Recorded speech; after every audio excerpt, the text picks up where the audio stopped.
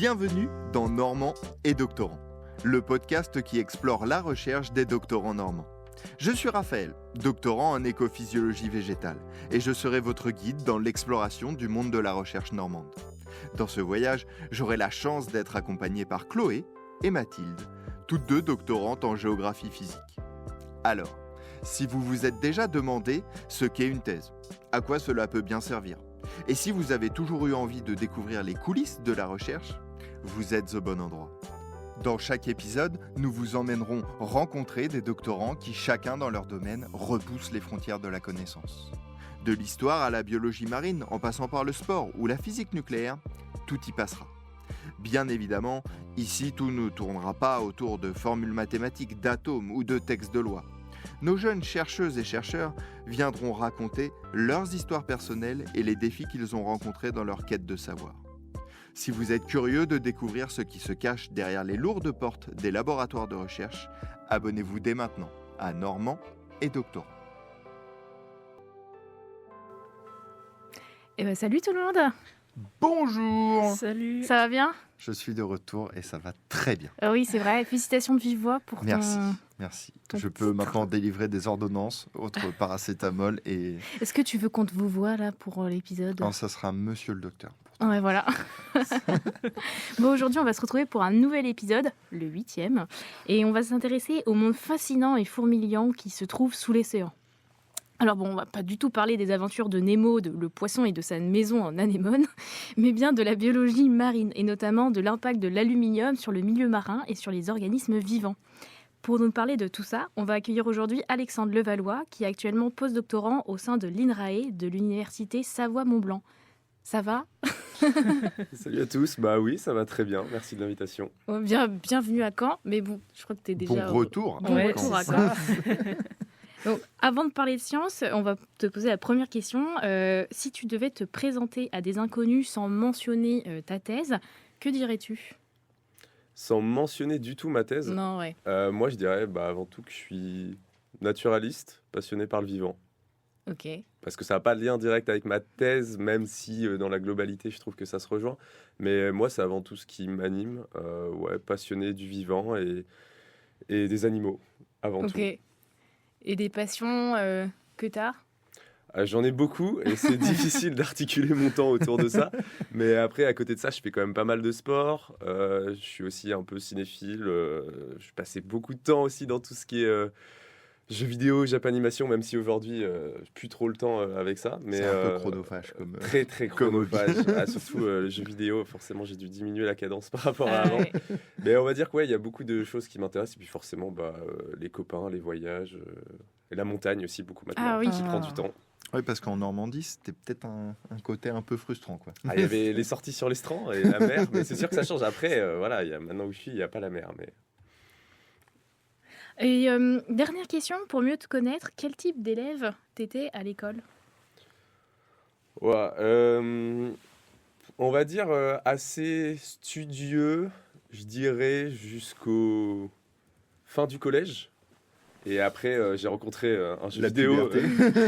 La puberté, mais surtout un jeu vidéo nommé World of Warcraft qui m'a tombé.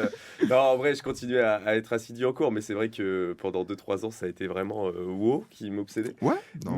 Comme beaucoup de personnes, je pense. Et après, je pense avoir eu ce problème. Ouais.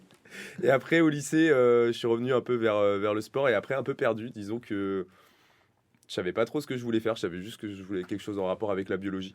Mais de manière générale, je pense que j'étais attentif en cours et je faisais le minimum à côté pour que ça passe.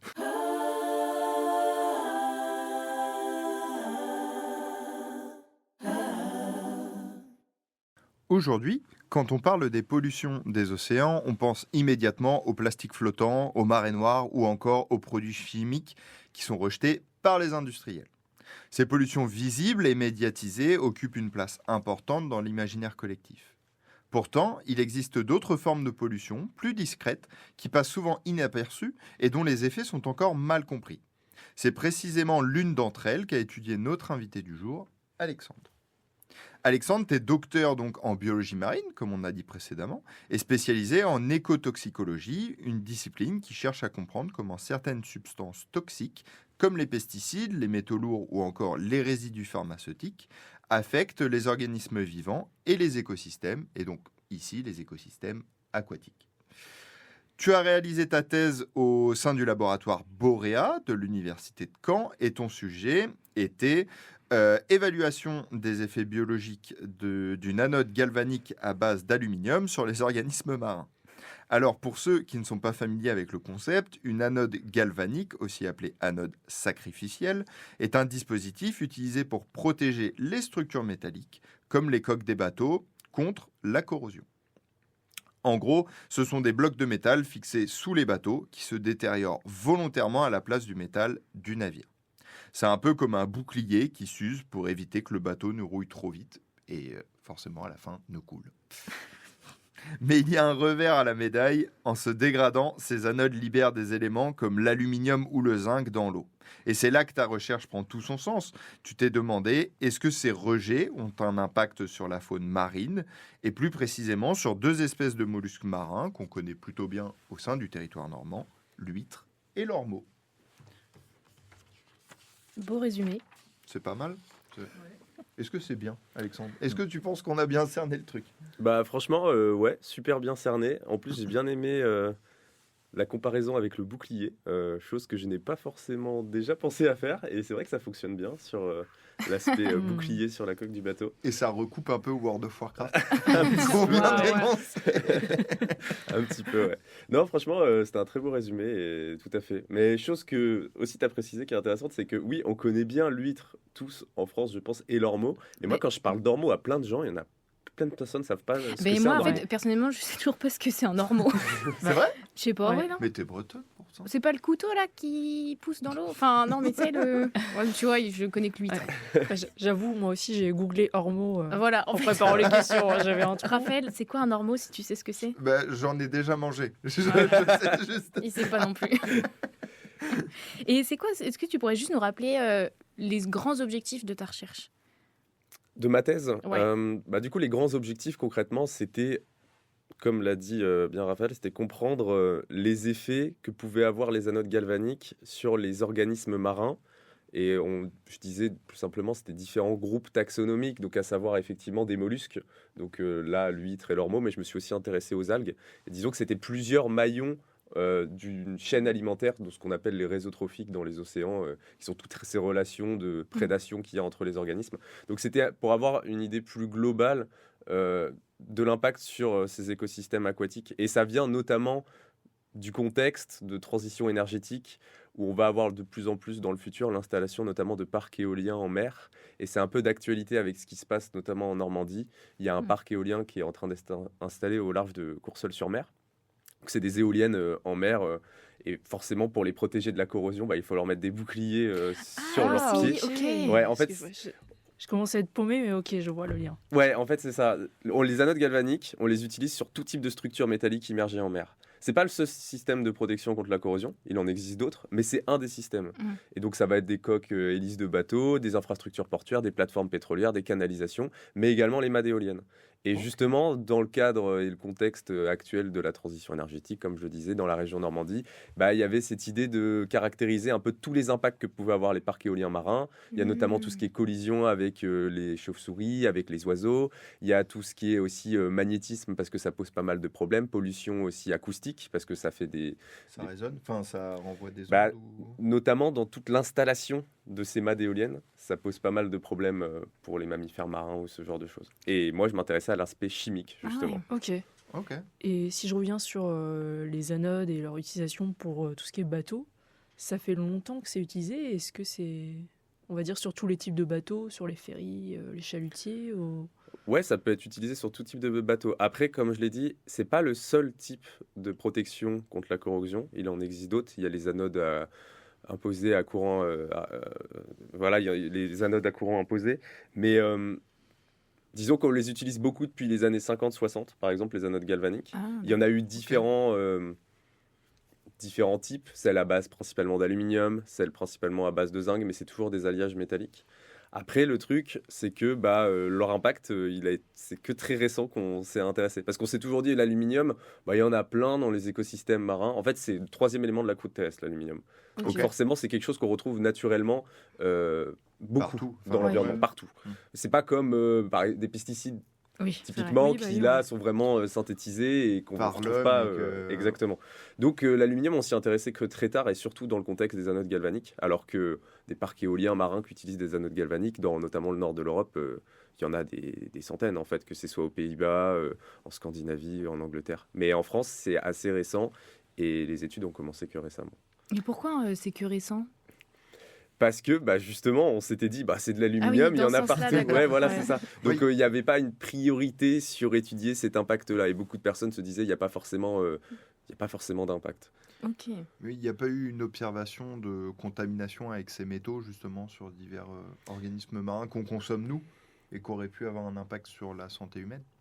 Typiquement, les métaux, ça a quand même été pas mal étudié, notamment des métaux beaucoup plus toxiques, comme le mercure, le cadmium, Oui. Ouais. le plomb, ce genre de choses. Mais comme je le disais, l'aluminium, en fait, vraiment quasiment pas, quoi. Le zinc, un petit peu. C'est pour ça que ça tend, quand même, les anodes à base de zinc sont en apparence quand même plus nocives que celles à base d'aluminium, parce que le zinc à concentration égale est quand même bien plus toxique. Mais pour celle à base d'aluminium, en fait, moi, dans mon labo, il y a en fait mes anciens directeurs et directrices de thèse ont fait des études préliminaires dans les années 2010-2012. Mais avant, il n'y avait vraiment rien eu, quoi. Ah oui, c'est vachement récent en fait. Ouais. Oui, si on compare à la date de mise en service de ces systèmes, en fait, on Mm. a passé un Ouais, bon c'est moment ça. avant, Ouais. Ouais, 50 ans. avant de les remettre en question, visiblement. Et le processus, en fait, ce que j'ai bien visualisé dans ma tête, donc tu mets les anodes là, enfin bon, imaginez les bateaux là, tu mets les plaques d'anodes et en fait le truc c'est que la mer vient, je sais pas, Grignoter. parce que t'as grignoté donc je vois pas d'autres mots. Et il se passe quoi en fait, ça dissout l'aluminium dans l'eau et après les poissons le mangent. Exactement. En fait, c'est une protection passive. C'est-à-dire que c'est le même principe qu'une anode et une cathode qu'on voit tous généralement au collège ou En au physique, lycée en chimie. cours Bah non, de je me rappelle chimie. Les Mais en courants gros- électriques, Mathilde. Vous avez votre anode qui fait office d'anode et c'est pour ça qu'on emploie aussi le terme de sacrificielle. C'est elle qui va emmagasiner tout le pouvoir corrosif de l'eau de mer. Et elle Ok. va littéralement se sacrifier et se dissoudre, comme tu l'as dit, à la place de la structure à protéger. Elle fait vraiment office de bouclier, c'est elle qui prend tout. Et en faisant ça, forcément, elle relargue les éléments qui la constituent, à savoir, là sur les anodes à base d'aluminium, on est sur 95% d'aluminium, 5% de zinc et d'autres éléments à l'état de trace de l'indium, du fer, du cuivre, etc. Ah oui, Ok. c'est ça. Et sous une certaine conformation chimique en cocktail. Et c'est ça qui fait aussi la spécificité des anodes. En laboratoire, je ne sais pas si on en parlera, mais quand je faisais des expérimentations, pour simuler ça, c'est pas juste je prenais de l'aluminium en poudre et je foutais ça dans mon eau. Ouais. quoi. Moi, je imagine ça en fait. Je vois comme ça, clac, clac, clac, clac. La nourriture à poisson, c'est juste de l'aluminium, et voilà Un quoi. petit peu. Et si je rentre un peu plus dans le vif du sujet, du coup, toi, tu as choisi d'étudier l'huître et l'ormeau. Pourquoi tu as choisi ces espèces-là? Alors, je ne les ai pas choisis directement. Il faut savoir que j'ai fait ma thèse au laboratoire Boréa, donc qui est le laboratoire de biologie marine qui est situé là sur le campus 1 à l'université de Caen. Alors maintenant, il a changé de nom, là, tout récent, depuis un mois. Il s'appelle Merci maintenant, Ouais. parce que il y a eu des changements de tutelle, etc.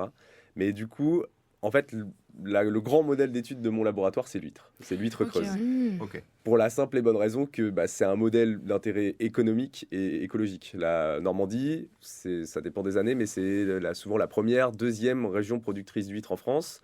La France est un grand pays ostréicole, donc on fait beaucoup d'huîtres. Donc il y a un intérêt économique autour de l'huître et à l'étudier et à bien la connaître. C'est pareil, quand on va à certains laboratoires, ils travaillent beaucoup sur les chevaux parce que il y a un vrai business autour du cheval en Normandie. Normandie, Donc ouais. là, c'est un petit peu le même attrait qu'il y a pour l'huître et c'est pour ça que dans mon labo, il y a beaucoup de spécialistes de l'huître en fait. C'est un modèle qui est Ouais. assez bien connu et forcément, si vous voulez avoir des financements, mieux vaut étudier les impacts sur une espèce comme l'huître, sachant qu'il y a plein de parcs ostréicoles sur les côtes normandes, Ah plutôt ouais. qu'aller Ouais, étudier une espèce de coquillage dont tout le monde s'en fiche et connaît Ouais. même pas l'existence. Et qui quoi. rapporte pas d'argent. Exactement. L'ormeau. L'ormeau, justement, je l'ai choisi aussi. Alors, c'est pas moi qui l'ai choisi directement. Enfin, c'était forcément un travail aussi d'équipe avec mes encadrants qui avaient aussi déjà travaillé sur l'ormeau. Et disons que l'ormeau, c'est aussi un mollusque. Alors, il n'y a pas d'aquaculture autour de l'ormeau, ou très peu. Ok. Alors, il y a une exception en Bretagne, mais disons que l'ormeau est pêché en pêche à pied, quoi, ou alors il y a des pêcheurs qui vont le chercher sur l'estran.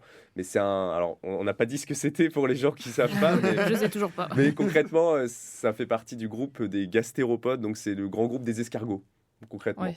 Mais plutôt qu'on va retrouver en milieu marin. Typiquement, les bigorneaux, ce sont des gastéropodes marins. Je sais pas Les bulots. Les bulots, exactement. Voilà. On J'ai- reste dans le repas de Noël et dans le plateau Oui, de c'est fruits de vrai. mer. Et du coup, les ormeaux font partie de ce groupe-là, sauf qu'ils sont très prisés d'un point de vue gustatif, parce que bah, ils sont, Trop ça bon. coûte très cher au kilo.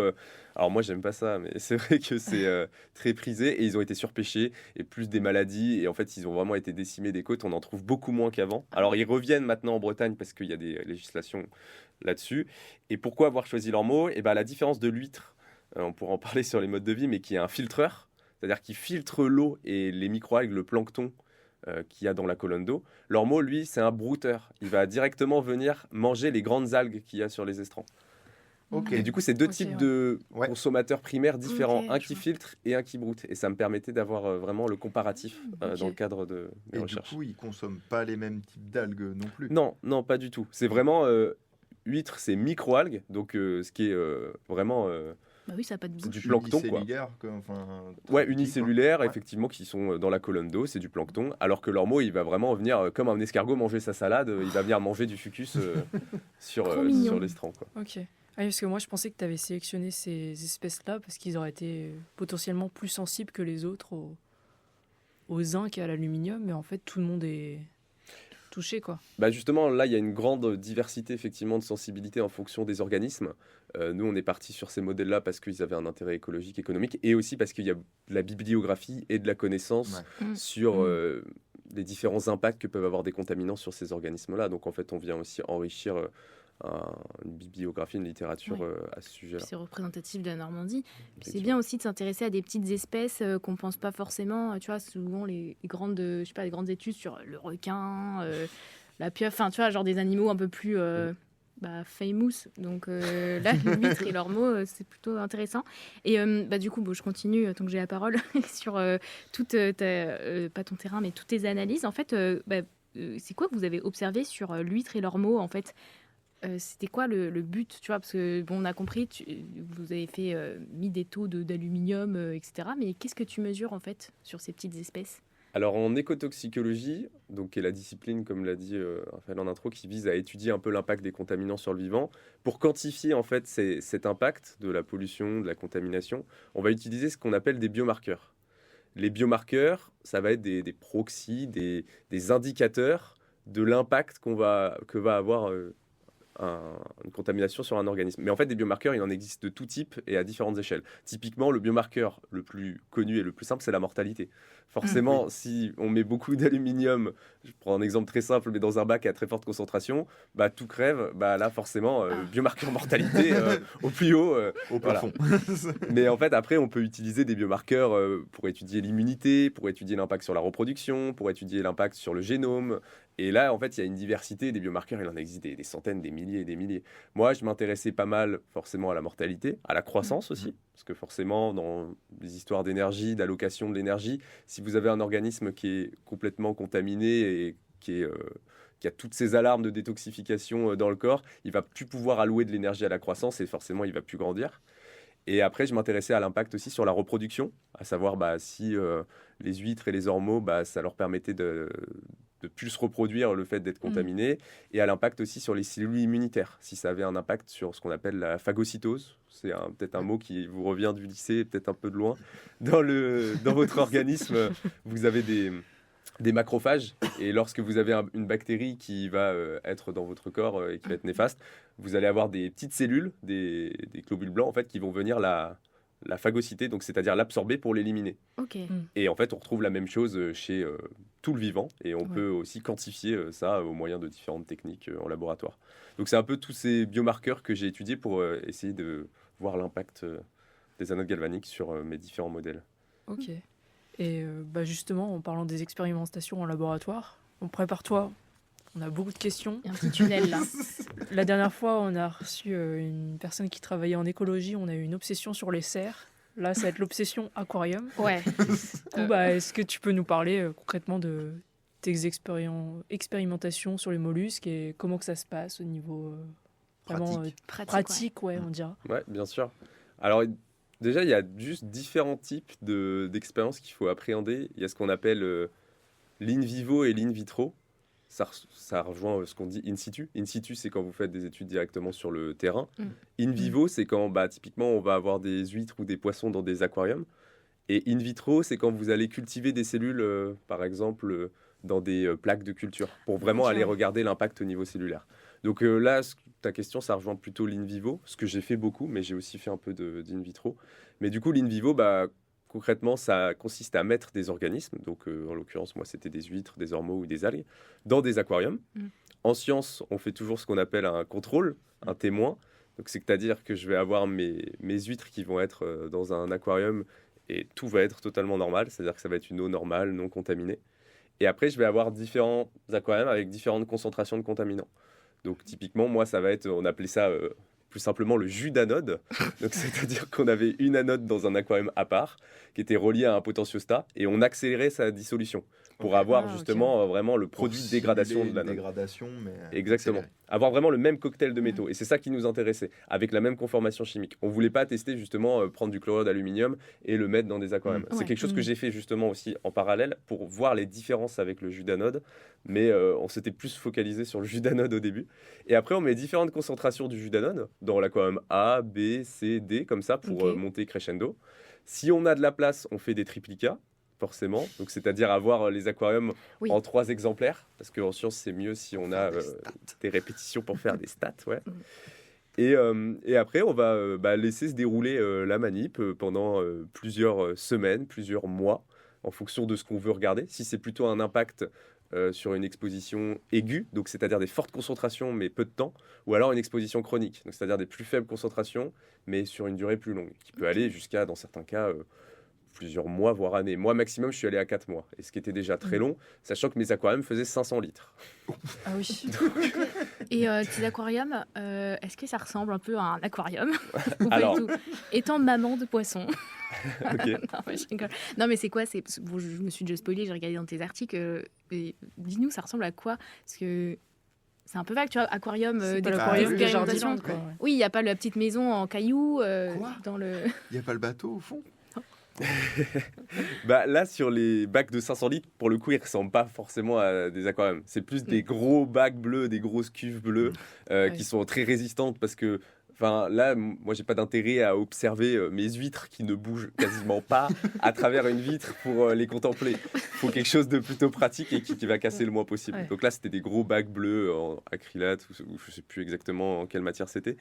Mais après, forcément, en plus petit volume en laboratoire, parce que je fais aussi des expériences sur des aquariums de 20, 30, 40 litres. En ce moment, je suis sur un postdoc, j'ai des moules maintenant, des moules d'eau douce. Là, typiquement, je suis sur des aquariums de 40, 80 litres. C'est des cuves en verre totalement normales qu'on peut retrouver dans le commerce, quoi. C'est exactement des aquariums normaux. Plus sympa. Ouais. Ok. Et pour remplir ces aquariums, vous puisez de l'eau de mer, somme toute classique, qu'on peut trouver au large, ou c'est une eau un peu recréée avec ce que vous pensez retrouver dans l'eau de mer? Oui, bien sûr, c'est une bonne question, parce qu'en laboratoire, soit on travaille avec l'eau de mer directement qu'on récolte sur le terrain, soit on peut faire de l'eau de mer artificielle, ce qui se fait beaucoup dans certains laboratoires. Tu t'imagines bien que pour remplir mes aquariums de 500 litres, si je devais faire de l'eau de mer artificielle, sachant qu'on changeait entièrement les bacs tous les 2 jours. Ah ouais? Ouais, parce qu'en fait, on essaie de aussi un peu un cycle. Il y a un flux. C'est pas possible de faire de l'eau de mer artificielle. Moi, j'ai eu la chance, pendant ma thèse, en fait, d'avoir accès à une station marine. Où il y avait toutes mes grosses expérimentations. Donc, toutes les expérimentations en gros volume, là, quand je vous parle d'aquarium de 500 litres, etc., c'était réalisé là-bas. Parce qu'en fait, on est à côté de la mer. Et donc, on a directement accès à de l'eau de mer dans les tuyaux, en fait, tout simplement. C'est à Luc-sur-Mer? Alors, effectivement, la station rattachée à l'université de Caen, c'est à Luc-sur-Mer, c'est le CREC. Sauf que je devais faire au début de ma thèse mes expérimentations là-bas. Là, la station... mon équipe, l'équipe écotoxicologie du laboratoire Boréa, j'ai fini ma thèse il y a 1 an et demi. Ils n'ont toujours pas accès à leurs locaux au CREC parce que c'est pas fini, en fait. Ah oui, ok. Donc moi, toutes mes expérimentations ont été faites au SMEL, à Blainville-sur-Mer, dans la Manche, qui est un centre de recherche en biologie marine. C'est un brin plus loin, quand même. Un peu plus loin, 1h15 de route. Mais très beau département. Très belle route.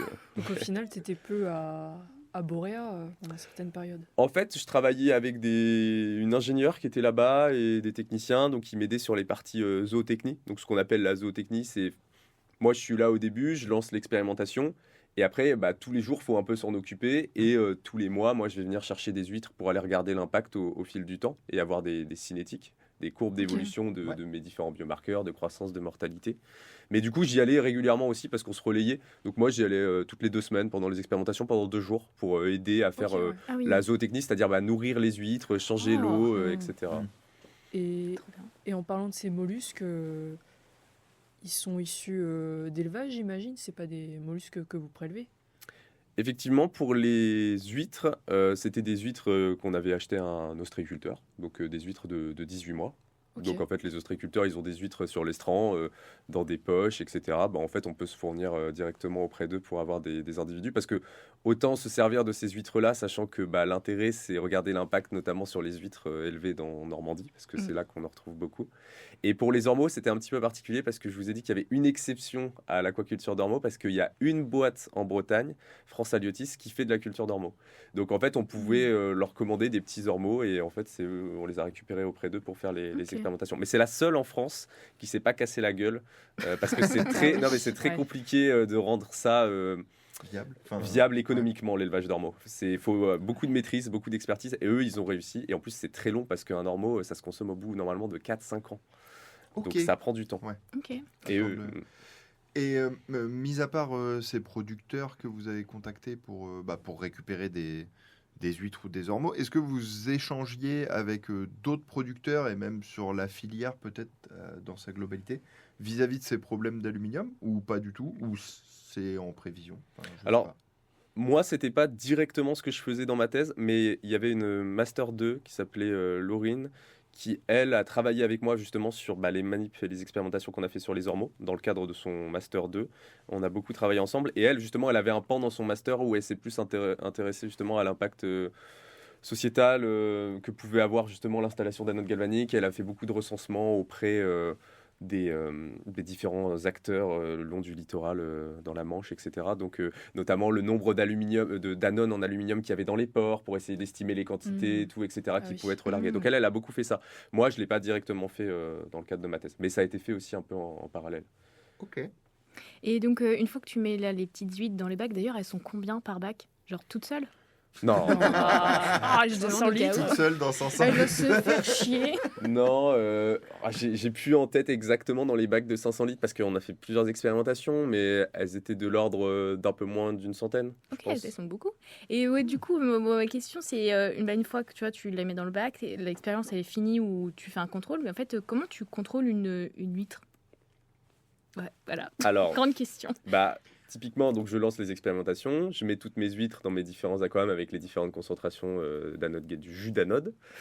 Et ensuite, je reviens typiquement 2 semaines plus tard pour le premier point. Et déjà, je vais regarder, ok, alors forcément, il y a quelqu'un qui s'en occupait, donc s'il voit des huîtres mortes, donc c'est-à-dire qui sont totalement ouvertes, il les retire des bacs parce que pour pas qu'elles contaminent toutes les autres, et il les note. Il fait, ok, là, on a eu 3 huîtres de mortes dans ce bac-là, etc. Donc, toutes les informations de mortalité, on les a au compte-gouttes. Et ensuite, toutes les 2 semaines, je prenais toutes les huîtres de tous les bacs, je les mesurais, et je faisais pareil à 4 semaines, à 6 semaines, à 8 semaines, etc. Donc après, j'avais une indication sur la croissance.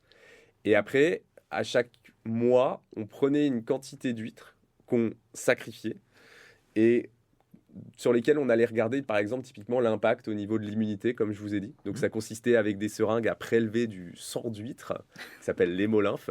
Et après, cet hémolymphe, on peut l'étudier pour regarder l'impact sur... justement, quand je vous parlais tout à l'heure de la phagocytose, les cellules immunitaires des huîtres, si elles sont affaiblies ou pas par l'aluminium, par le fait qu'elles soient en contact directement avec un polluant. Donc on regardait l'impact à ce niveau-là, on regardait aussi sur la reproduction. Donc ça consiste à regarder les tissus gonadiques, s'il y a beaucoup de spermatozoïdes, beaucoup d'ovocytes, etc. Donc ça, c'est différents impacts que j'ai regardés, mais il y en a aussi plein d'autres. En fait, des biomarqueurs, on peut en faire beaucoup, beaucoup. Ouais.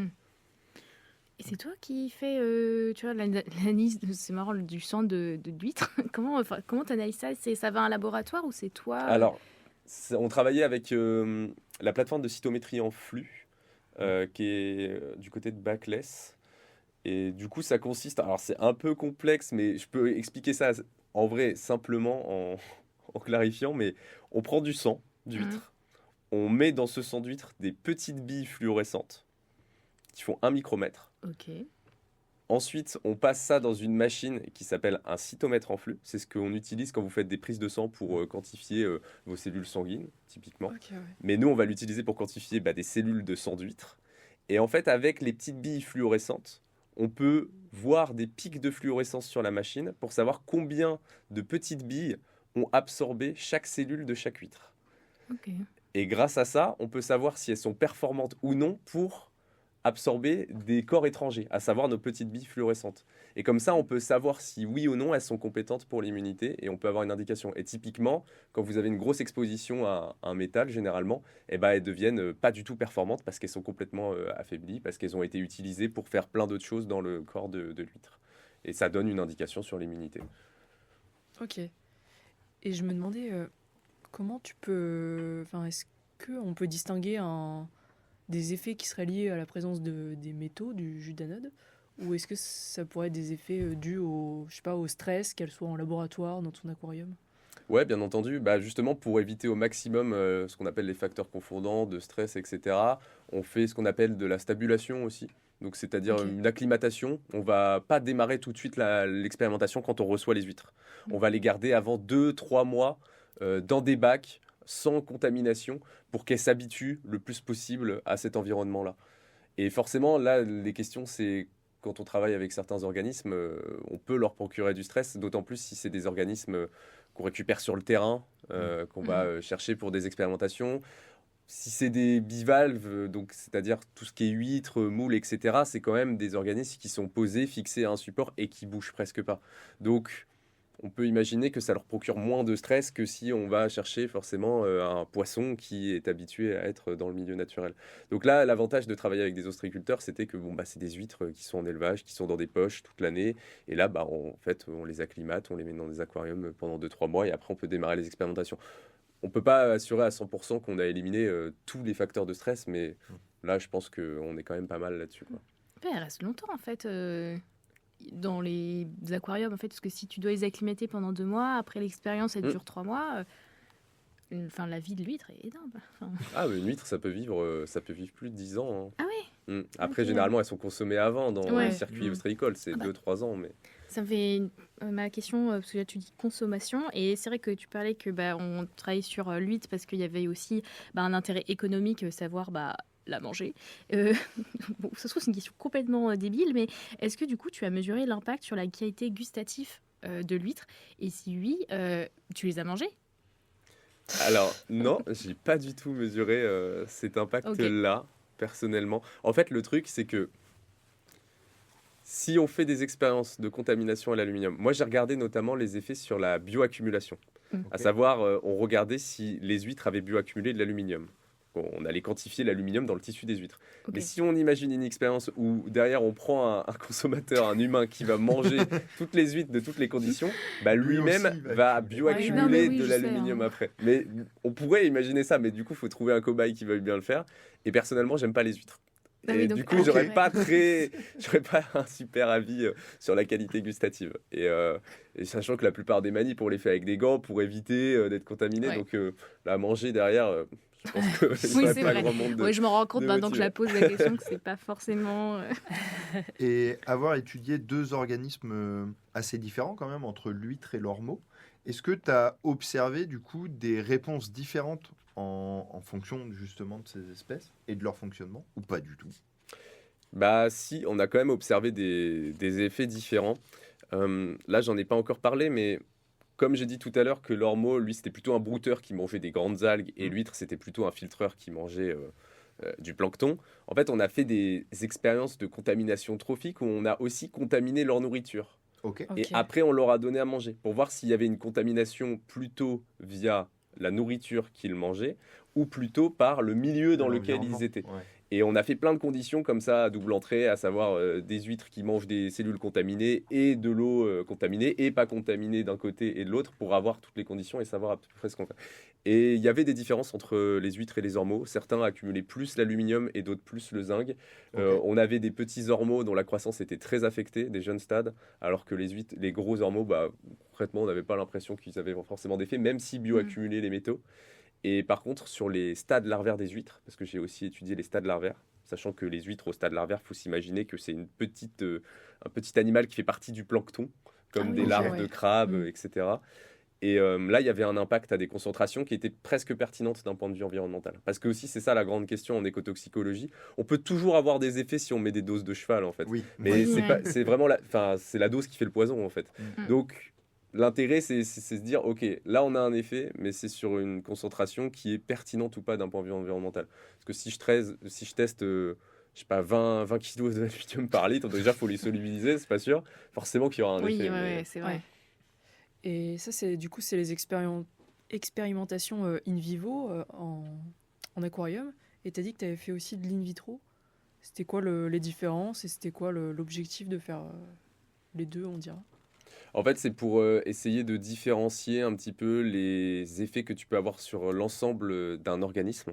Donc forcément, avec plein d'organes, plein d'effets différents. Et sur l'in vitro, en cultivant des cellules, ce qui est notamment fait sur les hémocytes. Donc c'est-à-dire que tu peux prélever ton sang d'huître ou d'ormeau. Donc tu récupères le sang avec ce qu'on appelle les hémocytes. En fait, c'est les cellules de l'immunité qu'on a chez ces mollusques. On peut les mettre sur des plaques de culture, comme ce qu'on fait en microbiologie. Et après, on peut aller contaminer ces cellules avec nos jus d'anode et regarder s'il y a un impact hors du corps des organismes, mais vraiment pour s'intéresser spécifiquement à la contamination de ces cellules-là et voir s'il y a un impact sur elles. C'est un peu pour différencier et avoir plusieurs échelles de contamination. Mais j'en ai fait un peu, mais c'est pas ce que j'ai fait le plus. J'ai quand même surtout fait de l'in vivo. Et après, j'ai fait aussi beaucoup de choses sur les algues, indépendamment. J'allais te demander qu'est-ce que finalement tu as fait sur les algues. Pareil, tu les as mis dans des bacs et poup avec l'aluminium. Concrètement, c'est ça. Mais j'ai fait beaucoup d'espèces chez les algues, que ce soit des micro-algues ou des macro-algues. Donc quand on dit micro-algues, c'est qui fait partie du plancton, qui est microscopique. C'est ce que vous avez dans les océans qui participent beaucoup à la photosynthèse. Et les macro-algues, c'est plus les grandes algues qu'on retrouve le long des plages, style les fucus, les laminaires, ce genre de choses. Et là, c'est à peu près la même chose, sauf que je faisais ça quand même dans des plus petits volumes. Pour les microalgues, en fait, je fais ça dans des Erlenmeyer ou dans des... Béchers. Ouais, dans des béchers. Mais beaucoup dans des Erlenmeyer. En fait, c'est des petits volumes de 1 litre, 500 millilitres. Et là, je peux tester plein de conditions, beaucoup plus de concentration. Je peux les mettre dans une salle thermorégulée. Je peux tester des choses sur la photopériode, sur la température. Et je peux tester plein d'espèces. Et par contre, on ne va pas regarder forcément les mêmes biomarqueurs. Ouais, c'est tout petit. Enfin, je veux dire, tu peux pas prélever du sang. Non. Ouais, j'ai rien dit. Mais tu peux regarder l'impact sur la croissance. Parce que ces algues-là, en fait, pour se développer, les microalgues, elles vont en fait tout simplement se diviser, faire de la division cellulaire et se multiplier comme ça. Donc en fait, tu peux tous les jours aller prendre un petit volume et au microscope compter et savoir combien tu as d'algues pour voir si tu fais une courbe de croissance, s'il y a un impact. Et après, tu peux aussi regarder les impacts sur la photosynthèse. Et ça, c'est ce que j'ai beaucoup fait, notamment au CREC. Ok. Et je me demandais, moi, je suis géographe, donc dans mon labo, je joue plutôt avec de la terre ou de l'eau. J'ai jamais travaillé avec des organismes vivants. Est-ce qu'il y a des questions d'éthique, une réglementation spécifique Alors, des questions d'éthique, de toute façon, oui, forcément, on peut s'en poser beaucoup à travailler avec du vivant. C'est une question assez complexe. Il y a des réglementations qui ne sont pas la même en fonction de si on travaille sur des vertébrés ou des non-vertébrés. Il ne faut pas les mêmes... pas certification, c'est pas le mot que je cherche, mais il y a une réglementation qui n'est pas la même. Il faut des autorisations pour travailler sur du vertébré. Typiquement, là, à Caen, je sais qu'il y a beaucoup de laboratoires qui vont travailler sur les souris, sur les rats ou ce genre de choses, à Cicéron, voilà. Et là, c'est pas du tout la même réglementation. Il faut qu'ils aient des autorisations en amont. Il y a beaucoup de règles à respecter. Sur les non-vertébrés, donc tout ce qui n'est pas avec des os, c'est pas du tout la même chose. Et il y a beaucoup moins de réglementation actuellement, forcément sur les mollusques, etc. Parce que là, c'est des questions assez profondes d'un point de vue éthologique, etc. Est-ce qu'ils ressentent la douleur pareil? Le système nerveux, il est moins complexe? Est-ce qu'on a le droit de... C'est assez compliqué. Moi, j'ai pas d'avis tranché sur la question, mais en tout cas, les réglementations ne sont pas les mêmes. À savoir qu'il y a quand même des exceptions, notamment les céphalopodes, donc tout ce qui est sèche, pieuvre, calmar. Eux, ce sont des non-vertébrés. Ce sont des mollusques au même titre que les ormeaux, les huîtres. Mais maintenant, il faut des réglementations pour les étudier parce qu'ils ont quand même un système nerveux assez complexe et c'est des organismes qui sont quand même plutôt intelligents. Après, la notion d'intelligence, c'est compliqué dans le vivant, mais maintenant, Ethos, qui travaille beaucoup dessus, ils ont besoin de réglementation pour faire des expérimentations D'accord. sur les Ouais, je sèches. Ok. Et est-ce que tu sais que si, je sais pas, ça aurait été possible d'avoir des alternatives de faire ce type d'expérience sans organismes vivants? Je pense par exemple, je sais pas, des modèles cellulaires ou un modèle informatique, je sais pas. Ouais, bien sûr, tu peux faire de la modélisation en écotoxicologie. Là, justement, dans mon postdoc, alors c'est plutôt écotoxicologie, mais je commence à me pencher sur ces questions de modélisation. Mais cette modélisation, dans tous les cas, elle peut pas partir de zéro. Ouais. Tu es Oui. obligé un Ouais. petit peu, à un Faut de moment, la de donnée passer par d'entrée. une phase d'expérimentation sur du vivant. Mais après, forcément, entre modèle animal, modèle végétal, bah, c'est pas la même chose. Enfin, je pense que là, certains ont travaillé aussi sur le modèle végétal. Les questions sont pas les mêmes et je pense que c'est compliqué de se passer du vivant totalement, en tout cas pour l'instant. Mais on peut essayer forcément, oui, de diminuer une certaine part d'expérimentation sur le vivant quand c'est pas nécessaire. Je pense qu'il faut essayer aussi de s'en passer. Mais bon, au début, tu es bien obligé de faire des premières expériences pour vraiment, là, toi, calculer c'est quoi l'impact finalement de l'aluminium, vu que c'est une recherche récente, enfin, personne s'était posé la question avant, il faut bien que... tu poses en fait les briques de réponse. Du futur. Et du coup, j'enchaîne sur ça. Est-ce que tes résultats, ils ont été montrés ou pas aux ostréiculteurs ou au monde de l'huître? C'est un grand mot, mais tu vois, parce que quand même, tu apportes des réponses sur, ouais, effectivement, il y a des impacts. Ouais, c'était quoi déjà les grands résultats? Ouais, oui, c'est vrai que tu n'en as pas vraiment parlé. Alors, ça dépend de la bestiole, ça dépend de la concentration. Ouais, en fait, c'est vraiment demi-mesure. Je l'ai un peu dit tout à l'heure, mais sur les huîtres adultes, typiquement, moi, je trouve qu'il n'y a pas forcément d'impact, en tout cas sur la physiologie des organismes, pour des doses pertinentes d'un point de vue environnemental. Et on retrouve à peu près la même chose, en fait, chez l'ormeau. Après, sur les larves d'huîtres, pour des concentrations pertinentes par rapport à ce qu'on peut retrouver dans l'environnement, il y a des impacts, notamment sur le développement en fait, des larves d'huîtres. Mais après, là encore, c'est des concentrations qui sont dans des milieux assez fermés d'un point de vue hydrodynamisme, des baies où il peut y avoir beaucoup de contamination.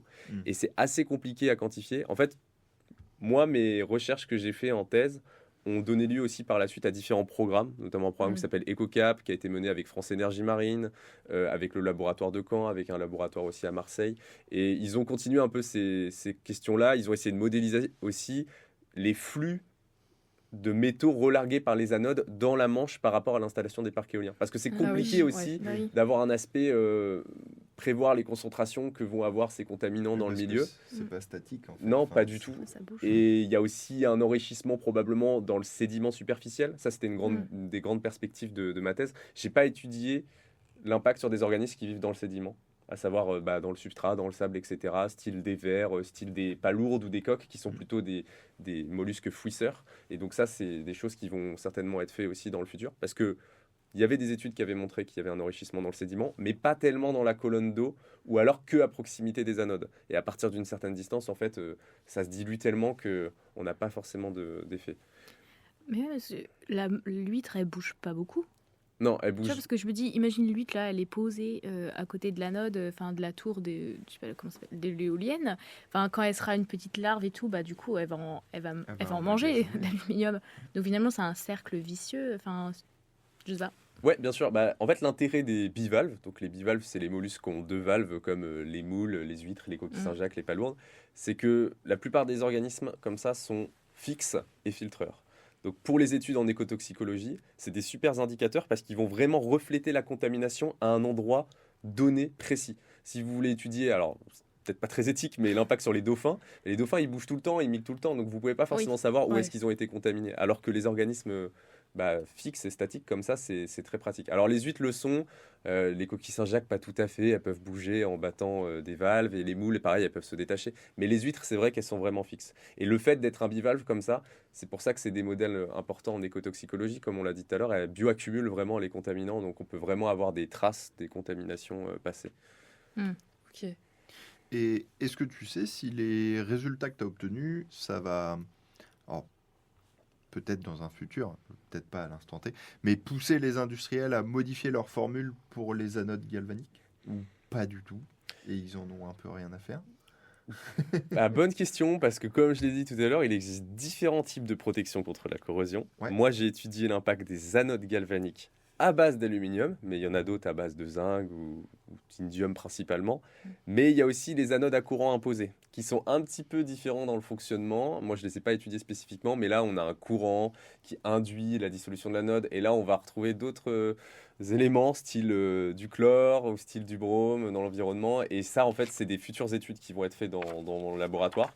Et en fait, en fonction des décideurs, etc., sur certains parcs, des fois, ils ont dit « Ok, on va mettre des anodes galvaniques. Ah, finalement, on va changer. » Et là, je vous avais parlé de celui de Coursol au début. Ouais. Ouais. Et finalement, maintenant, c'est plus trop le même discours que ce qui avait été fait au début. Ça devait être des anodes galvaniques et finalement, peut-être pas.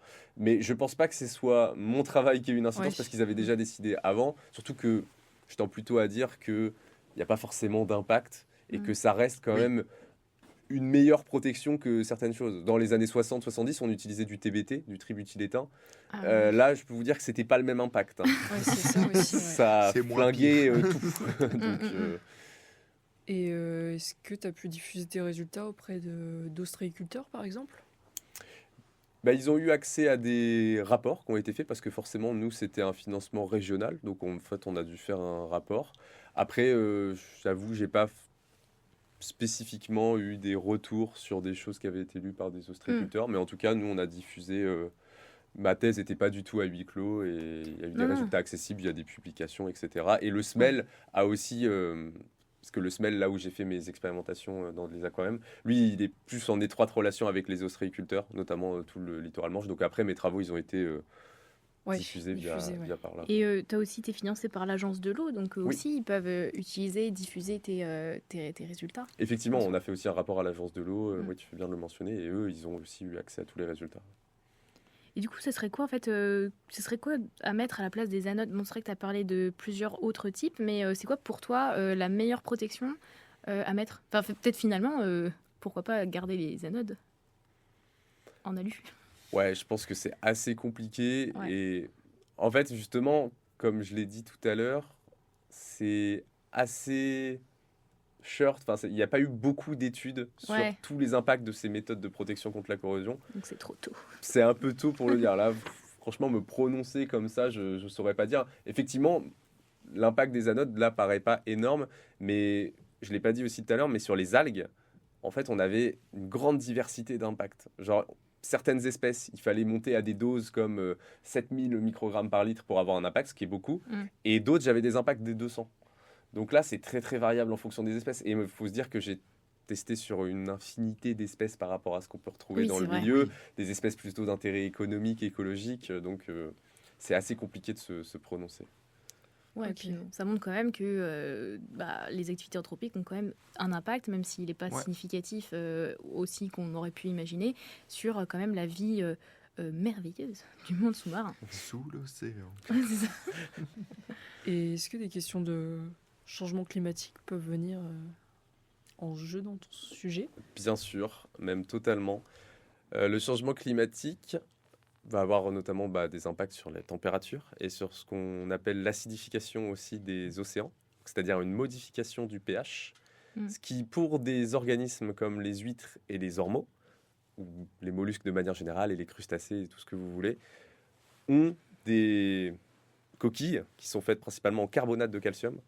Et le pH, ça va avoir un impact là-dessus.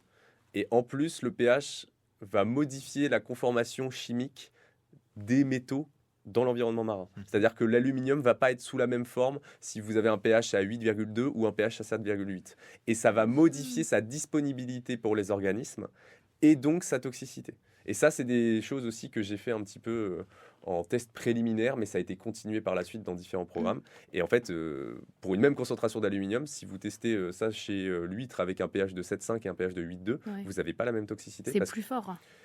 Et ça dépend des, Ah oui, ça des dépend, organismes ok. et ça dépend des conformations et c'est très Ça variable. attaque peut-être pas les mêmes métabolismes ou... Ouais, en fait, c'est aussi une question de biodisponibilité. Si vous avez de la L3+, ou de la LOH4, l'aluminium n'est pas de la même manière disponible pour l'organisme par rapport à son absorption.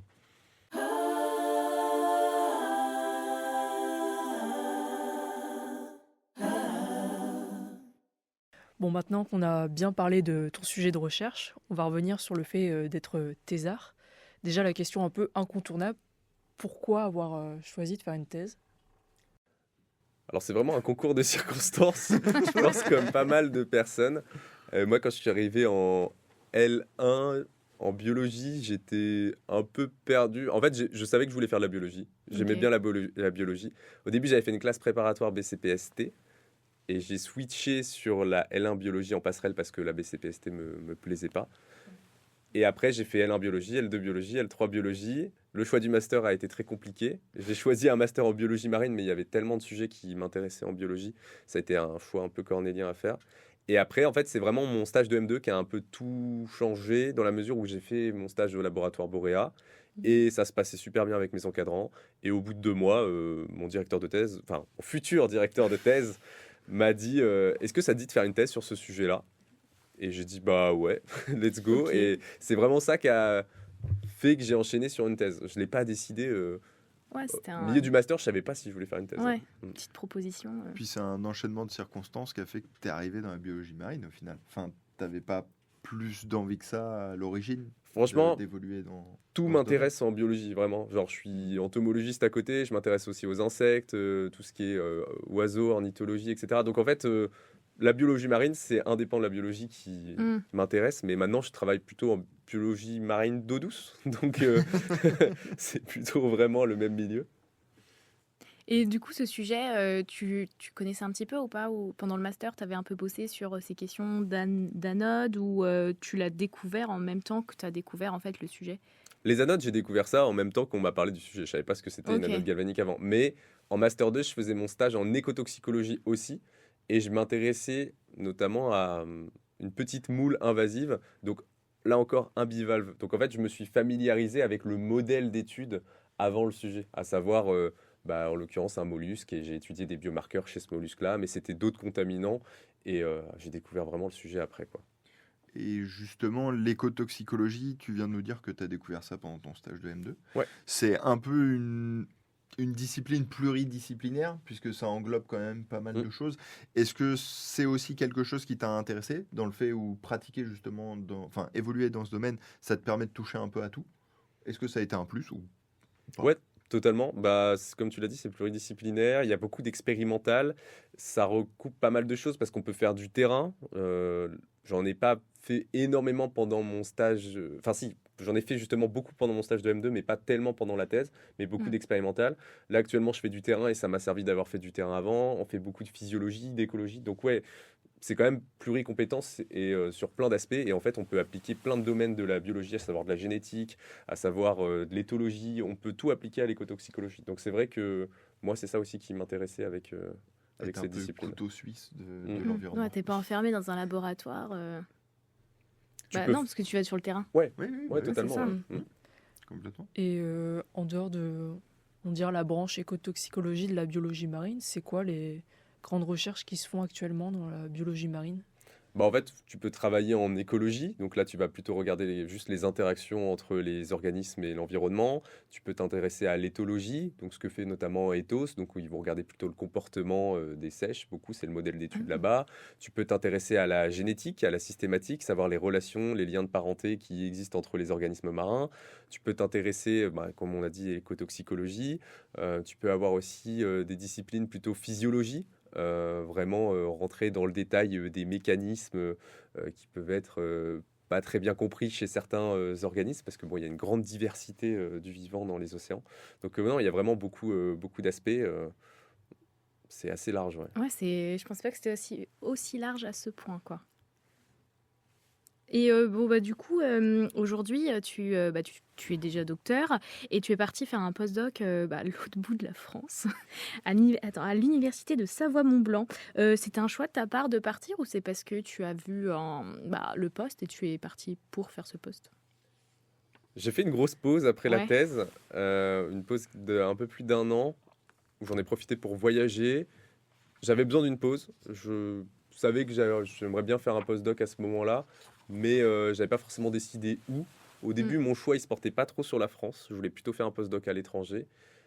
Finalement, c'est un peu compliqué, mais dans la recherche de postdoc, j'ai eu des opportunités, des choses que j'ai peut-être ratées, etc.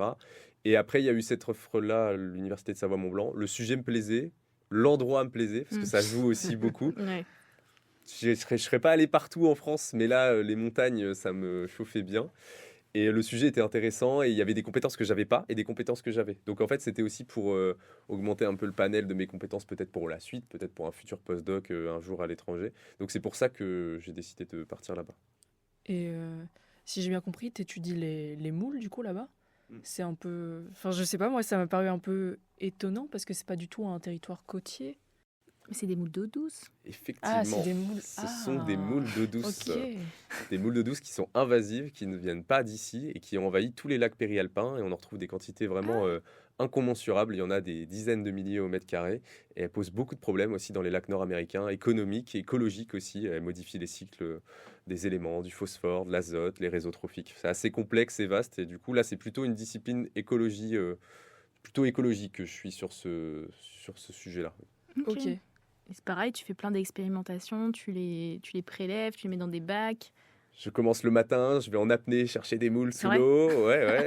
Je les mets dans des aquariums. J'essaye de les faire pondre, de leur faire émettre leurs gamètes. Après, j'essaye des fécondations. C'est énorme. Oui, c'est intéressant. Mais après, c'est travail avec du vivant, donc ça marche pas comme on veut. Oui. Quoi. Ouais, Forcément, ouais. c'est la recherche, donc Ouais. c'est assez compliqué. Je me suis bien cassé les dents au début du postdoc.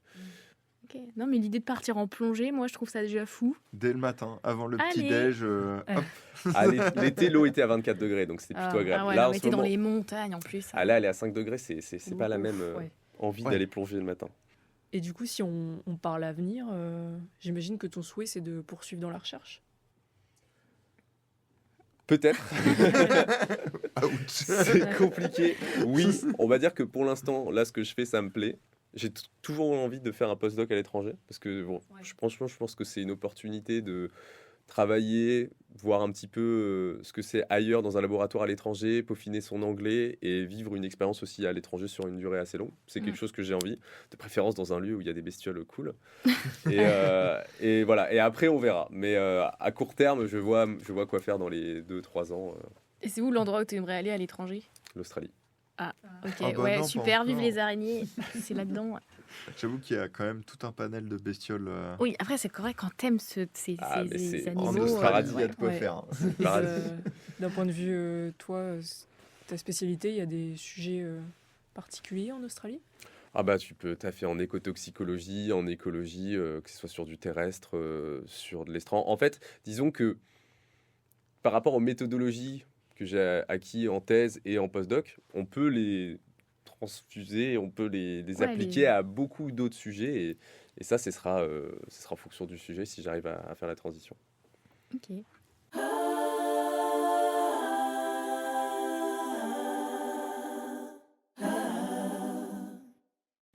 Bon, avant de passer à la dernière rubrique de ce podcast, on a une petite Tradition. partie tradition, oui, spéciale, qui s'appelle Déjouer les clichés du doctorat. Donc j'ai face à nous un petit sac. J'ai du mal à Plein parler. de petites J'ai questions. dormi 2 heures. Tout est petit. Désolée. Et dedans, il y a pas mal de stéréotypes par rapport au doctorat. Je vais te laisser piocher un de ces petits papiers et me dire ton avis sur ce stéréotype. Apparemment, il y en a un qui est toujours pioché, c'est ça? C'est les Oui, cheveux ouais. blancs, je crois. Mais je pense que c'est parce qu'on oublie trop. J'espère Mais que t'as ça pas va les pas être cheveux lui. blancs, ça va aller. Ouais, sinon tu repioches. Mais tu le lis aussi. Hein. Oui. Les doctorants sont des procrastinateurs professionnels. Ah, celle-là, on l'a pas encore eu. Mais c'est Celle-là est très souvent bien. quelque chose. Dites. Vrai, faux? C'est très dépendant du doctorant, je pense. Pour mon cas, peut-être procrastinateur amateur. Non, disons que oui, il y a des choses qu'on repousse, mais en fait, disons que le piège, qui peut être aussi une force, je pense, c'est la dispersion. En fait, tu commences à faire Ouais. une tâche et t'embrayes sur autre chose, et en fait, tu pars 2 jours là-dedans, et en fait, tu fais, mais à la base, c'était sur ce truc-là que je devais Ouais. bosser et tout. Mais ça peut aussi être un gros point fort, je pense, parce que ça te permet de couvrir plein de sujets, etc. Donc en fait, tu procrastines des choses, mais parce que tu fais d'autres choses aussi, quoi. Ouais, c'est Donc, ça la liberté. et- T'as peut-être ce truc de plus tu connais ton sujet, plus tu as envie de gratter dans différentes voies qui n'étaient pas les voies de base sur ta thématique. Ouais, et ce qui est forcément un point positif, parce que par rapport aux questions et les discussions qu'on va pouvoir avoir avec d'autres chercheurs, que ce soit en convention ou à côté, si on a des connaissances plus larges sur son sujet, ça permet d'avoir de nouvelles idées et de pouvoir répondre à d'autres problématiques. Non, je pense que c'est intéressant.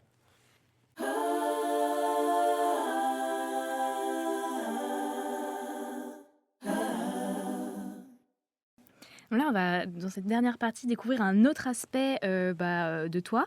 On a vu, tu fais énormément de médiation scientifique, ça semble être quelque chose de très important. Et nous, on te connaît grâce à MT 180 secondes, parce que tu as fait déjà il y a 2 ans. Et en tant que fangirl, je dois te l'avouer que j'ai beaucoup regardé ta présentation pour m'aider à préparer la mienne. Et c'est vrai que comme elle est en ligne, c'est pratique si vous préparez le concours MT 180, vous pouvez regarder les anciens gagnants. Regardez Et les ça deux aide finalistes, les deux Mathilde finalistes. et... Non, les deux gagnants, pardon. Oui, j'étais Mathilde et gagnante, en fait. Alexandre. Oh là. Et oui, toi aussi, tu as gagné MT 180 en Normandie. Donc voilà, on est un peu entre champions. Enfin, je parle pas de toi, Raphaël. On va s'en aller avec Chloé, c'est pas grave.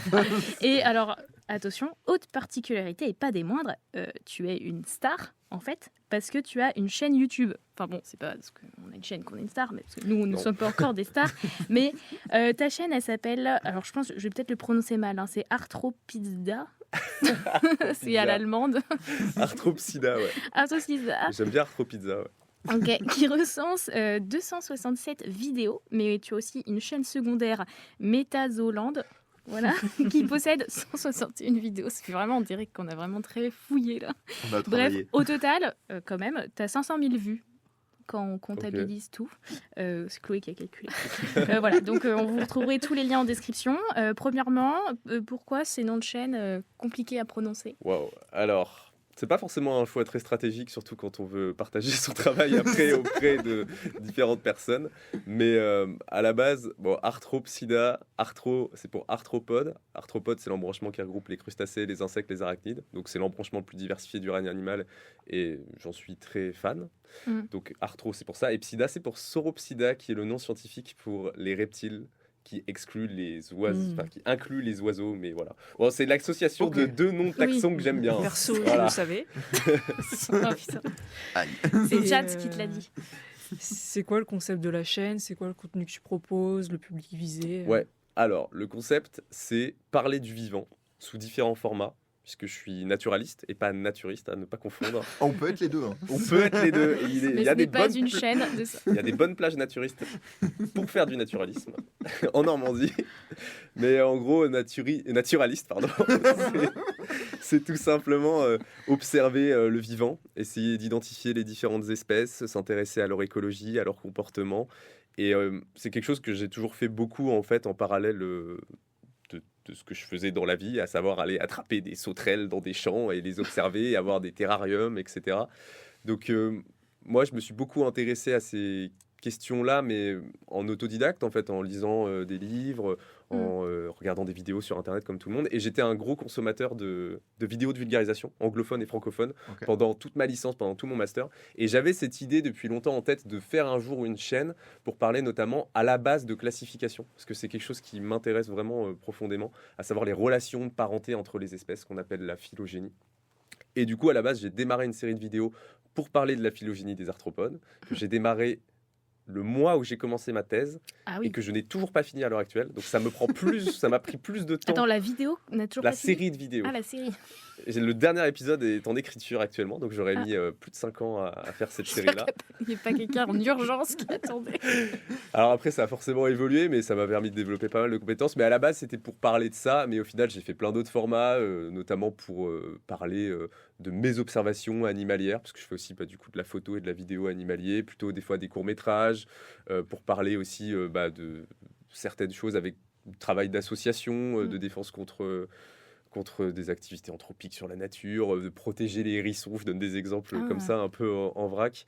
Mais des interviews aussi, doctorants, justement, que j'avais fait à l'époque sous un format un peu à l'arrache, mais pour parler de la thèse aussi et de la recherche. Donc voilà, c'est un peu pour parler de tout ce qui touche autour de la biologie, de près ou de loin, quoi. Ouais, Alors, c'est pas du tout des get ready with me. Mais on l'avait dans nos questions parce qu'on a vu qu'effectivement tu faisais des interviews doctorants et on voulait officiellement te le dire, on t'a pas plagié, on savait pas que ça non. existait. Désolée. Mais On se dédouane complètement, Mais c'est pas nous. ça n'a aucun rapport, justement. Là, c'est vraiment un podcast, c'est vraiment le cran bien au-dessus. C'est trop bien, justement, d'avoir fait ce podcast-là. Moi, Mais comme quoi, il y a un truc entre doctorants, à avoir cette idée d'essayer de De diffuser. vulgariser. Nous, on a un peu regardé justement ta chaîne YouTube et en checkant un peu les dates, on a pu voir que tu as commencé ta chaîne YouTube quasiment en même temps que ta thèse, ou enfin, il y a peut-être eu un petit décalage, mais c'était sur les mêmes temps. Est-ce que c'est ta recherche qui t'a poussé à essayer de justement vulgariser et partager, ou est-ce que c'était déjà là, présent avant Comme je l'ai dit, j'avais déjà eu l'idée avant, mais en fait, comme j'ai fini mon stage de Master 2 en juin 2019, je commençais ma thèse en décembre 2019. Donc, quand tous les copains ont repris les études, le taf en septembre, je me suis retrouvé à me dire qu'est-ce que je vais faire de ces 3 mois, et j'ai eu l'opportunité justement de me dire ok, je me mets à fond dans la réalisation des vidéos, des premières que je voulais faire. Et je les ai finies décembre, donc elles ont été publiées la semaine où j'ai commencé ma thèse. Et après, j'ai continué à le faire en parallèle. Et toutes les opportunités de médiation que j'ai eues via les formations dans la thèse, je les ai saisies parce que c'est un exercice qui m'a plu et que je voulais pousser, quoi. Et tu as un grand public, enfin, non mais genre, il y a beaucoup d'échanges ou pas avec tous les abonnés que tu as sur YouTube ou... C'est quand même de la niche, on va pas se le cacher. Ouais. Et le problème, c'est que je me suis aussi beaucoup dispersé dans ce que je faisais sur YouTube. C'est-à-dire qu'il y a des vidéos plus style universitaire, où ça reprend carrément des enseignements, mais de manière plus fun, j'ose l'espérer, qu'on peut avoir en L1 de biologie. Mais donc qui sont un peu plus niche. Et il y a beaucoup d'étudiants qui regardent ça, ou des gens qui veulent en apprendre plus sur vraiment la biologie. Et il y a des choses plus naturalisme, nature, quoi. Donc il y a un peu de tout. Et je me demandais, on sait que la vulgarisation scientifique, c'est parfois un peu sous-estimé ou mal vu. Est-ce que tu as déjà ressenti des réticences, du scepticisme de la part de chercheurs que tu as pu rencontrer ?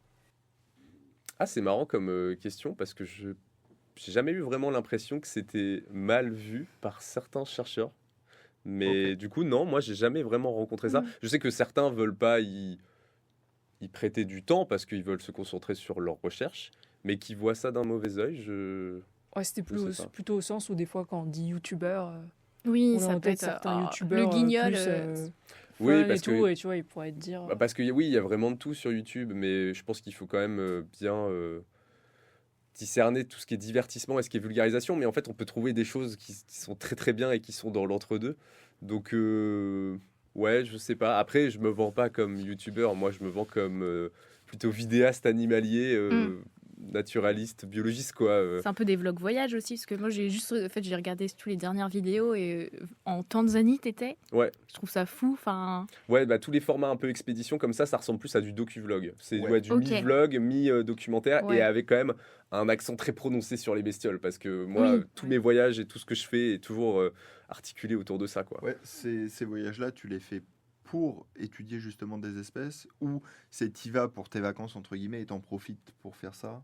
Ah ouais, c'est vraiment c'est de mes vacances. Alors, il n'y a pas que, il y a un peu des deux, mais c'est moi qui vais me dire ok, vas-y, on va aller en vacances là, je vais emmener des potes ou ma copine, et je vais concentrer tout le voyage autour de ça. Et après, mais on va faire plein d'activités, et moi je vais un peu les filmer, et après coup, avec tous les rushs que je ramène, je me dis, ce serait sympa de monter un petit docu autour de ça. Parce que le montage vidéo, c'était aussi quelque chose, une passion que j'avais bien avant, à l'époque de World of Warcraft, qui m'a resservi comme pour quoi faire c'était ça. utile quand même. On retombe sur ça. Et justement, tenir cette chaîne YouTube, ça a dû t'apporter bon nombre de compétences. Est-ce que c'est des choses que tu arrives à valoriser maintenant dans ton monde pro, ou pas du tout? Sur les aspects médiation, ouais, totalement. Parce que du coup, maintenant, des fois, on me demande de faire des conférences ou de participer à des ateliers ou ce genre de choses. Après, sur l'aspect peut-être, synthèse, retransmission, sur les aspects un peu plus, pas articles scientifiques, mais plus vulgaires et tout, ouais, je pense que ça m'a servi. Après, j'ai pas encore profité de mes compétences de montage ou ce genre de choses dans le milieu de la recherche, mais peut-être un jour. Ouais, sur un article sous format vidéo, on ne sait jamais. Pour conclure, est-ce que tu aurais une petite anecdote en lien avec ta thèse à nous partager? Une anecdote? Un événement ouais, je marrant, sais que vous posez souvent la question en plus, mais j'ai pas réfléchi. Et un événement marrant par rapport à ça, en lien avec la thèse, comme ça, j'ai pas forcément d'idée. Mais bon, après, ce qui est assez drôle, c'est en ce moment, quand je dois aller me plonger dans l'eau à 7 degrés pour aller chercher des moules, et que les gens me regardent vraiment d'un œil très, très, très bizarre sur le bord du lac du Bourget. Il est un peu fou, celui-ci. Ouais, c'est ça. Et il me dit, vous faites quoi? Je fais, je ramasse des moules. et la plupart des gens ne savent même pas qu'il y a des moules ici, donc c'est assez drôle. Et après, je me mets à parler avec eux et leur expliquer tout le projet de recherche pendant une demi-heure. Ok. Et voilà. Pas mal. Bon, en tout cas, merci beaucoup. d'avoir participé à cet épisode. C'était super intéressant. Ouais, merci. Et puis, bonne Et d'être continuation. rentré en Normandie pour Ouais. nous partager tout Bah ça. oui. Merci à vous. Bonne continuation. Salut. L'épisode touche maintenant à sa fin. Nous remercions bien sûr notre invité du jour d'avoir pris la peine d'être venu nous conter ces diverses histoires.